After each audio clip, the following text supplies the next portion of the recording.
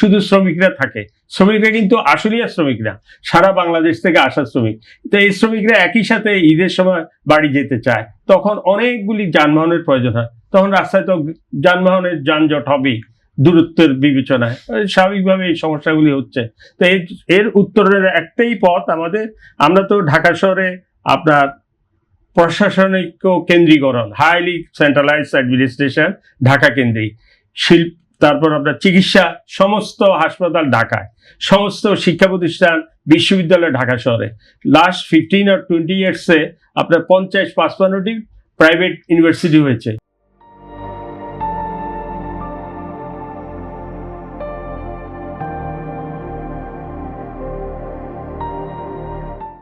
তো আমরা তো সারা ঢাকা বাংলাদেশের ছাত্ররা পড়তে আসে ঢাকায়, চিকিৎসার জন্য আসছে ঢাকায়, এবং প্রতি বছর 2008-এর BBS এর একটা পরিসংখ্যান অনুযায়ী প্রতি বছর 4 লাখ লোক ঢাকায় পার্মানেন্টলি সেটেল করে। মাইগ্রেশনটা খুবই হাই।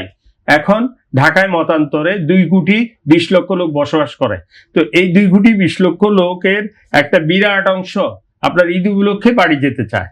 তো এই তো তারা তখন তো যানজট হবেই, আর যানজট হলে ড্রাইভাররা বেপরোয়াভাবে চালায়, তারা 2-3টে ট্রিপ নিতে চায়, তখনই দুর্ঘটনার সম্মুখীন হতে হয়। তো সেগুলির উপরও নিয়ন্ত্রণ দরকার। কিন্তু প্রথম কথা হলো আমাদের এই ঢাকা শহর কেন্দ্রিক যে উন্নয়ন, পশ্চাৎপদ এলাকা যেমন জামালপুর, রংপুর, দিনাজপুর, অথবা বরিশাল এলাকা, খুলনা এলাকা, রাজশাহী এলাকা, এদিকে বাগেরহাট, সাতক্ষীরা এলাকা, আমরা যদি উন্নয়নের দিকে জিডিপির বরাদ্দ বাড়িয়ে দেওয়া হয় এবং ওই সমস্ত এলাকায় যদি ছোট শিল্পগুলি, মাঝারি শিল্পগুলি গড়ে তোলার জন্য আমরা উৎসাহিত করি। বড় শিল্প করা যাবে না, বড় শিল্প করতে গেলে আবার ওই ট্রেইলারের প্রশ্ন আসবে, কন্টেইনারের প্রশ্ন আসবে, তাহলে অনেক করার সুযোগ আছে কি? বড় শিল্প কোথায়? বড় শিল্প তো বাদ দেওয়া যাবে না, কিন্তু ওইসব এলাকায় করলে আপনাকে আবার রাস্তা দিতে হবে।